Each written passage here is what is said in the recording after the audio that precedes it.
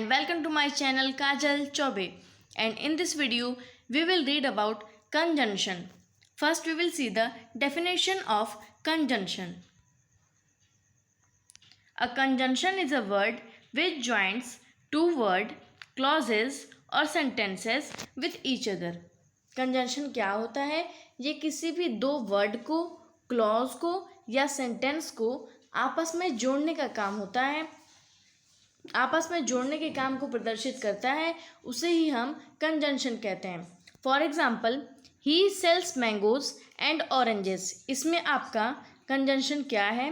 And है, क्योंकि ही sells mangoes ये जो है आपका फर्स्ट सेंटेंस हो गया और उसके बाद एंड लगाकर ऑरेंजेस लिखा है, तो इसमें जो एंड शब्द है वो आपका दो सेंटेंसेस को जोड़ने का काम कर रहा है.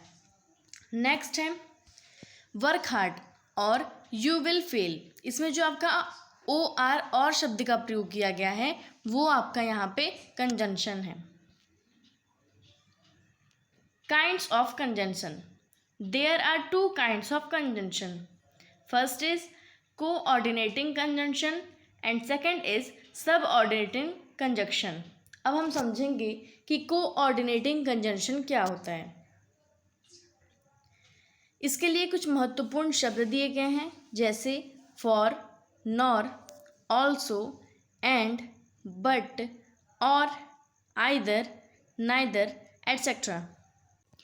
ये उस तरह के शब्द होते हैं जो समान पद वाले शब्दों या वाक्यों को आपस में जोड़कर एक दूसरे से जोड़ते हैं. ठीक है, ये उस तरह के शब्द होते हैं जो वाक्यों को एक दूसरे से जोड़ते हैं आपस में. For example, it is cold and windy day.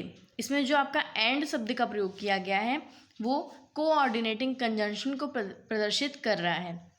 To and two make four. यहाँ पर भी एंड शब्द आपका कोऑर्डिनेटिंग कंजंक्शन हो जाएगा.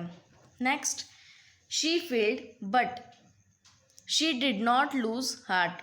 यहाँ पर जो आपका बट शब्द का प्रयोग किया गया है वो आपका कोऑर्डिनेटिंग कंजंक्शन हो जाएगा. नेक्स्ट है आपका सबऑर्डिनेटिंग कंजंक्शन. सबऑर्डिनेटिंग कंजंक्शन क्या होता है? चलिए इसे हम समझते हैं. Some important words. इसके लिए भी कुछ मुख्य प्रकार के वर्ड्स दिए गए हैं, कुछ इम्पॉर्टेंट वर्ड्स दिए गए हैं, जैसे if, that, because, how, till, when, where, then, until, before, though, although, while, unless, as, since, etc. ये उस तरह के शब्द होते हैं जो ऐसे वाक्यों को जोड़ते हैं जिनमें से एक दूसरे पर आश्रित होते हैं. ठीक है, यानी कि ये एक दूसरे पर आश्रित होते हैं, उस तरह के इसमें वर्ड्स हैं. जैसे for example, I can not go to school because it is raining. मैं स्कूल नहीं जा पाया क्योंकि क्या हो रही थी? बारिश हो रही थी.